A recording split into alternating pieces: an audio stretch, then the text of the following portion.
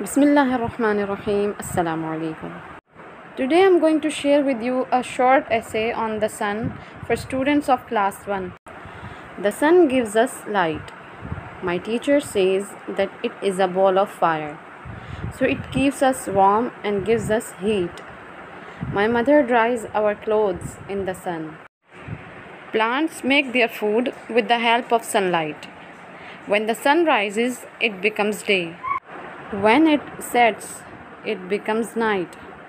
The sun rises in the east and sets in the west.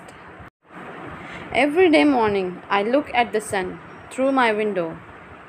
The sun rises early in the morning, even before I get up. I like a sunny day as I can play outside with my friends. If there is no sun, it will be dark everywhere. So I like the sun very much. Video अच्छी लगी हो तो like कीजिए। जज़ाकमुल्लाहु खैरन।